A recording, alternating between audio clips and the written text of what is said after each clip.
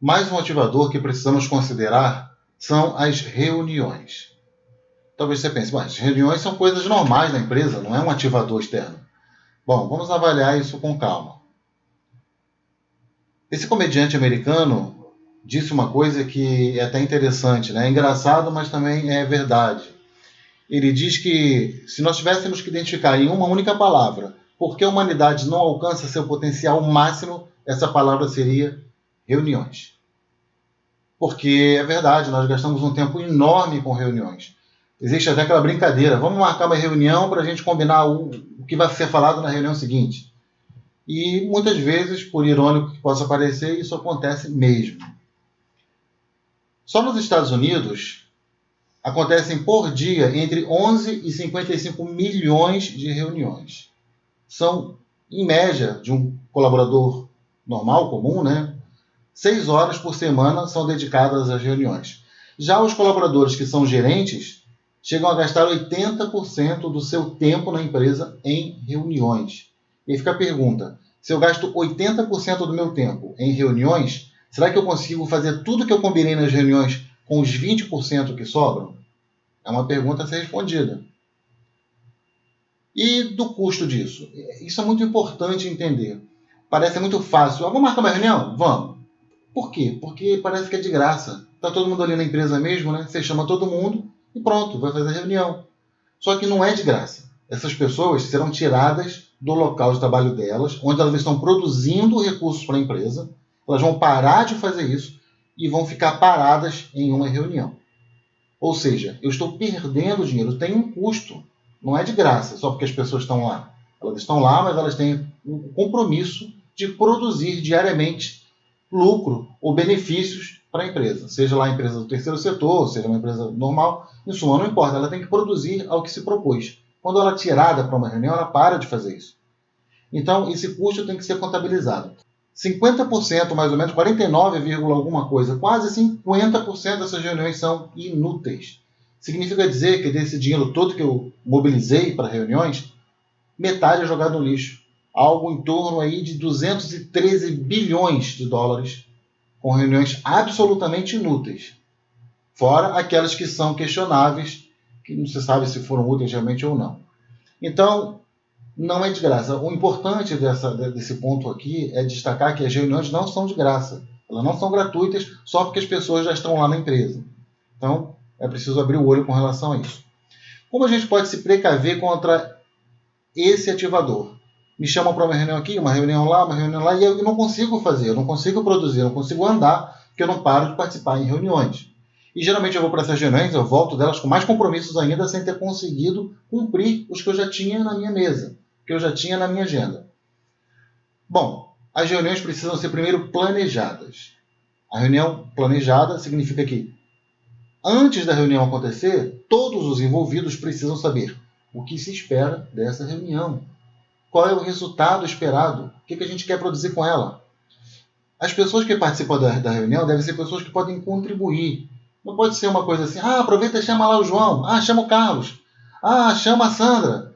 Não é porque são as pessoas próximas e conhecidas e que participaram em outras reuniões. São pessoas que vão poder estar na reunião, elas vão ser...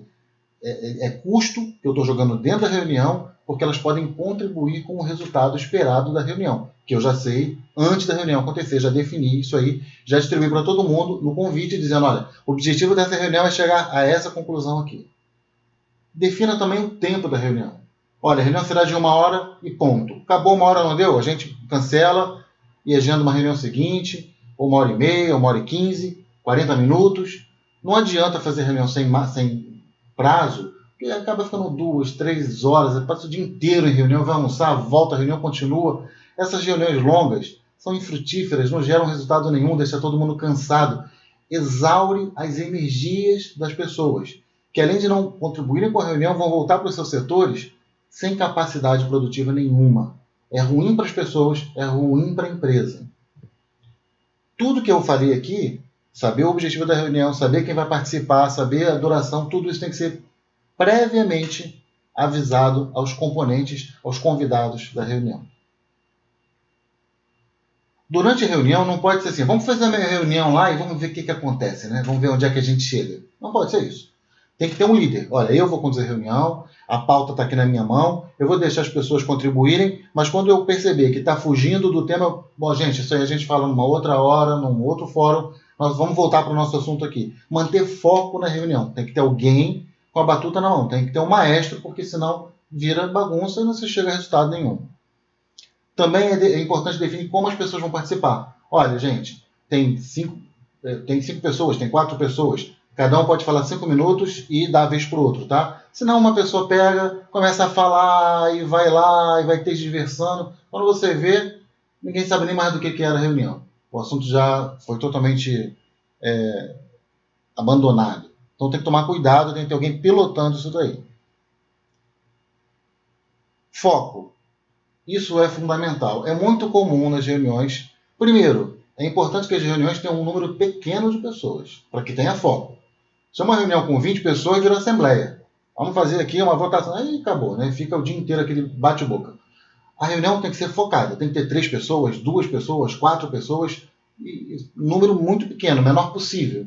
Botar 10, 20, 30 pessoas numa reunião não dura eternamente, não acaba nunca. Cada um quer mostrar que quer, que pode contribuir, quer levantar a mão, quer falar. 20 pessoas falando cada um 10 minutos, aí não acaba nunca a reunião. Então, número é importante. Outra coisa importante é a questão do uso do aparelho celular. É muito comum ter uma reunião com 5, 6 pessoas e cada um está... Uma pessoa está falando e o resto está no celular, vendo alguma coisa, ou está na internet, ou está trocando mensagem, etc. Não está nem prestando atenção no que eu estou falando. É bastante produtivo que todo mundo faça ali um pacto no início da reunião. Geralmente é uma cestinha onde todo mundo bota seu celular no modo silencioso e coloca ele na cestinha e ninguém fica com o celular na mão.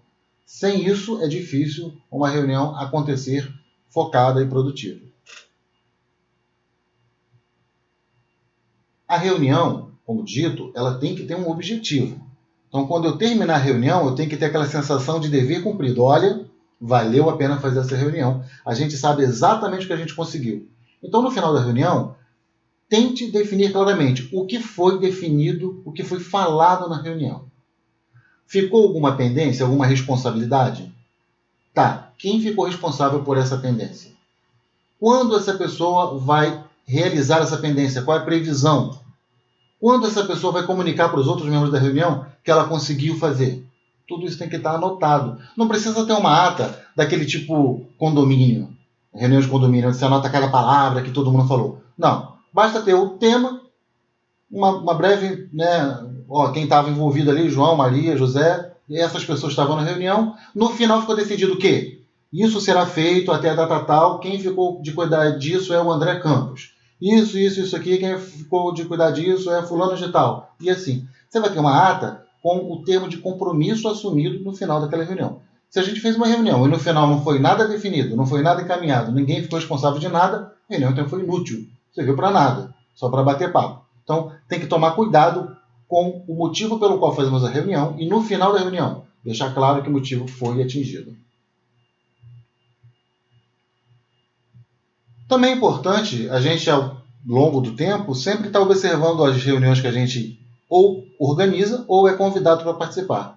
O que pode melhorar nessas reuniões? O que a gente pode fazer? O que deu errado? O que pode ser ajustado para uma próxima reunião? É a melhoria contínua das reuniões. Isso é importante para que a gente possa garantir que as reuniões estejam sempre evoluindo, sempre dinamicamente se ajustando às necessidades da organização. E vou bater de novo nessa tecla. A reunião tem que ser útil, ela tem que ter um objetivo. Então não marque a reunião que não é necessária. Ou seja, eu só vou marcar uma reunião se for para resolver um assunto específico. Se for para chegar a uma tomada de decisão ou para apoiar a tomada de decisão por alguém.